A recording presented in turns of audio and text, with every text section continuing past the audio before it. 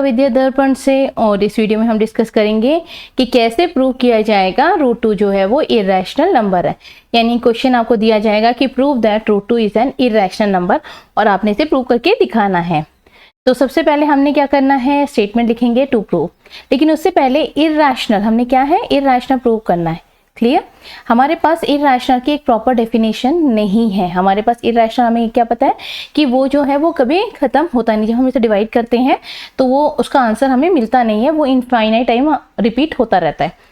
लेकिन rational number के case में क्या होता है, जो रैशनल नंबर है उसके केस में क्या होता है कि वो हम p/q के फॉर्म में भी लिखते हैं, जहां पर हमें कंडीशन दी गई कि q नॉट इक्वल टू 0, और ये दोनों जो नंबर है ये कोप्राइम है। ये हमारे पास कंडीशन दी गई है रैशनल नंबर की, लेकिन इरेशनल का नहीं है। तो यहाँ पर हम क्या करेंगे, कॉन्ट्राडिक्टरी स्टेटमेंट लेके प्रूव करेंगे। सबसे पहले क्या करेंगे, टू प्रूव लिखो जो आपको दिया हुआ है। ठीक है, टू प्रूव इसके नंबर मिल जाते हैं तो ये आपको लिखना चाहिए, इज एन इरेशनल नंबर। आप ये लिखोगे। क्लियर? कि क्या प्रूव करना है कि √2 जो है वो इरेशनल नंबर है। अब क्या है, हम इसको प्रूव कैसे करेंगे, यहाँ पर आपने प्रूव करना है। सबसे पहले एज्यूम करेंगे। क्या एज्यूम करेंगे, हम मान लेंगे कि √2 जो है ना वो रैशनल नंबर है।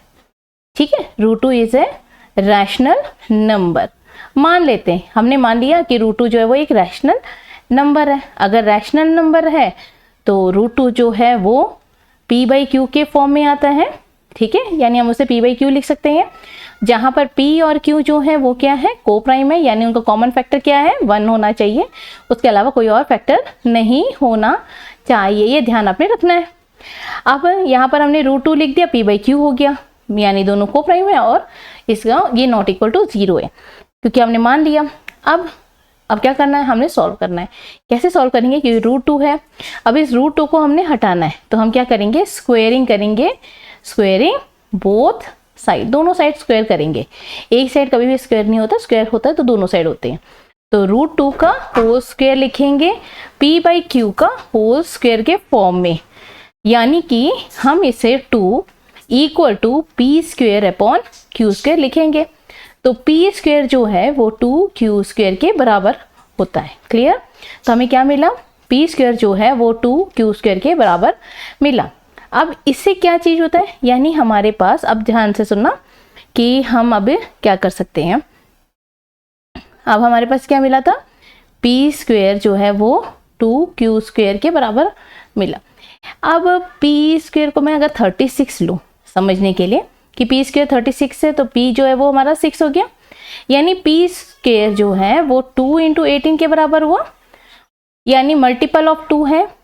तो p भी क्या होगा, मल्टीपल ऑफ 2 होगा, 2 × सम टर्म, कोई भी हो सकता है यहाँ में, क्योंकि 6 है तो 2 × 3 आ गया, यानी ये भी मल्टीपल होगा। अगर केस हम लेते हैं 9 का, p² जो है वो 9 है। ठीक है, तो p3 हो गया, ये 2 से मल्टीपल नहीं है तो ये भी 2 से मल्टीपल नहीं हुआ है। तो इससे हमें क्या क्लैरिफिकेशन मिल रहा है कि p² अगर 2q² के बराबर है तो p² जो है वो 2 से डिवाइड होगा, और p भी 2 से डिवाइड होगा, यानी p² इज डिविजिबल। हम यहाँ लिखेंगे p² इज डिविजिबल बाय 2, तो p भी डिविजिबल होगा 2 से। ये ध्यान रखना, ये इंपॉर्टेंट बात है। ठीक है, डिविजिबल बाय 2, तो p क्या हो गया, 2k हम लिखेंगे। क्यों? क्योंकि 2 से मल्टीपल है, यहाँ पे k मतलब कोई भी वेरिएबल आ सकता है। ठीक है, तो यहाँ वेरिएबल हमने यूज किया। अब p की वैल्यू मिल गई 2k, हम इसे क्या करेंगे, इस इक्वेशन में पुट करेंगे। हम इसे 1 मान लेते हैं। ठीक है, तो आप क्या करेंगे, सब्स्टिट्यूट, यहाँ पर लिखेंगे substitute p = 2k in equation 1। तो हमें क्या मिलेगा, 2k का whole square is equal to 2q²। ठीक है, तो ये कितना मिल गया हमें, 4k² is equal to 2q²। ये क्या बन जाएगा हमारा, 2k² जो है वो q² के बराबर हो गया। ठीक है, 2k यहाँ से 2 से 2 कट जाएगा, तो 2k² q² के। इसका मतलब क्या है, q is also divisible by 2, q² is divisible. ठीक है, q² is divisible by 2, same reason जो हमने पहले देखा था। तो q भी जो है वो डिविजिबल होगा, डिविजिबल बाई 2। अब हमने क्या प्रूव एज्यूम करा था कि p बाई क्यू जो है वो क्या है, को प्राइम नंबर है ना। p बाई क्यू जो है वो को प्राइम है, को प्राइम यानी इनका कॉमन फैक्टर क्या है 1 है, लेकिन यहाँ पर p जो है वो 2 से भी डिविजिबल है, q भी 2 से डिविजिबल है, यानी इन दोनों का कॉमन फैक्टर क्या हो गया 2।